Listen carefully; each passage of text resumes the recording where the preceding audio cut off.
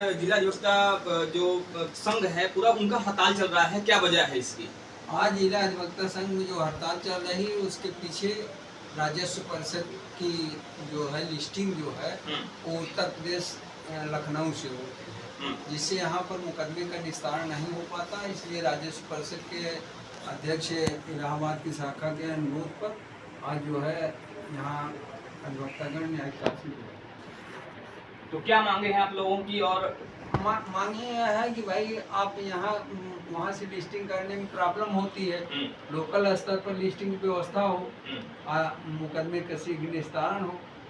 कभी नेट नहीं चलता, कभी लिस्टिंग नहीं आ पाती, तो ये सब विसंगतियाँ हैं जिससे वकील हताश हो जाता है, मुकदमा उसका निस्तारण नहीं हो पाता, बातकारी भी परेशान है। कितने सालों से चल रहा है सर इस तरह का?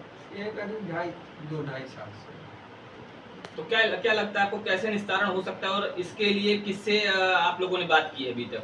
अब इसके लिए इससे संबंधित राजस्व परिषद के जो जिम्मेदार अधिकारी हैं उससे वार्ता होगी।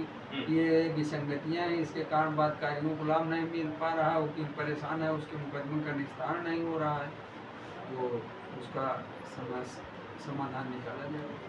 अच्छा, हाई कोर्ट का जो है उसके लिए क्या था, आज डेट थी उसकी? ये जिला अधिवक्ता संघ के चुनाव की रीट एक अरुण कुमार पांडे द्वारा चुनाव कराने के लिए दाखिल की गई थी, जो मार्च में ही दाखिल हो गई थी, फिर मेच्योर थी और अभी तक वो चल रही है। परसों लगी थी डेट, कल लगी थी, आज डेट लगी थी।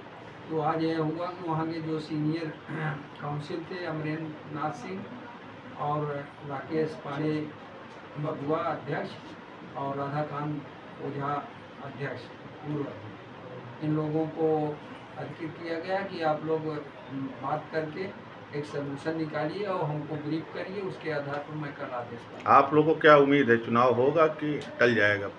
चुनाव होना चाहिए, होगा। जब हाई कोर्ट ने टेकअप कर लिया है तो कल निश्चित रूप से कुछ न कुछ आदेश हो जाएगा। और चुनाव अधिकारी के डिस्प्यूट है, चुनाव अधिकारी के बारे में इन तीनों लोगों को निर्णय देना है, उसके बाद आदेश आ जाएगा। जब आदेश आ जाएगा तो चुनाव हो ही जाएगा। आप भी चुनाव में दावेदारी कर रहे हैं? मैं अध्यक्ष प्रत्याशी हूँ, मैं अध्यक्ष प्रत्याशी हूँ और 2.5-3 महीने से अनवरत जो है प्रचार प्रसार में लगा हुआ हूँ। चुनाव बहुत विलम्ब हो रहा है, जिससे जो भी अधिवक्ता के पास प्रचार किया जाया जाता है पूछते हैं चुनाव होगा कि नहीं होगा। सर, अगर चुनाव होता है और आप अध्यक्ष पद के लिए चुने जाते हैं तो क्या प्राथमिकताएं होंगी आपकी? हमारी देखिए प्राथमिकता है, जिला अधिवक्ता संघ के हर सदस्य को मैं अपने परिवार का सदस्य मानता हूँ। तो किसी भी जात का हो, किसी भी धर्म का हो, वो हमारे परिवार का सदस्य है। मैं उसको, अगर बड़ा है तो बड़ा भाई और वरिष्ठ है तो अपना पिता तुल्य है, उसको पिता समझता हूँ, छोटा है तो अनुसूचित। जिस प्रकार से एक परिवार के हर सुख सुविधा का ध्यान दिया जाता है, उसी प्रकार से मैं हर अधिवक्ताओं की सुख सुविधा का ध्यान दूँ। जो आप कचहरी परिसर में आए होंगे तो देखे होंगे कि यहाँ बड़ी दुर्व्यवस्थाएँ हैं। दुर्व्यवस्थाएँ यह है कि पानी की निकास की कोई व्यवस्था नहीं है, साइकिल स्टैंड की कोई व्यवस्था नहीं है, कोई बीमार हो जाएगा तो बाहर उसको ले नहीं जा सकते। इसके अलावा कोई कायदे का सुलभ शौचालय नहीं है, स्वच्छ पानी की कोई व्यवस्था नहीं है, पूरे न्यायालय परिसर में गंदगी भरी हुई है। जुडिशियल अधिकारियों के आलम है कि वो अपने डैश से निस्तारण करते हैं।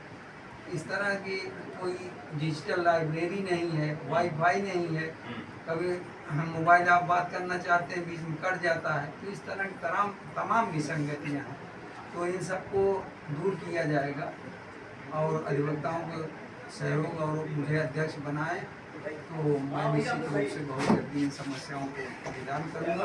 मैं रहा हूँ और मेरे मंत्रित्व को अधिवक्ता द्वारा देखा गया है, उनको हर सुख सुविधा का ध्यान दिया गया है। और इस समय जो है पुलिस थोड़ा निरंकुश हो गई है, वो अधिवक्ताओं के खिलाफ फर्जी FIR लिखती है, जिससे आए दिन झगड़ा फसाद हो रहा है। लोग अधिवक्ता सड़क पर हैं लेकिन कोई सुनवाई नहीं होती। इन सब विसंगतियों को दूर करेंगे, किसी भी फर्जी वकील के खिलाफ फर्जी मुकदमा कायम नहीं होगा। अगर कायम होता है तो उसके खिलाफ 100 की कार्रवाई कराऊंगा और सबको संगठित करके और बार और बेंच को सुदृढ़ करके हर समस्या का निदान कम समय में उचित ढंग से निकालें। अच्छे दिन में।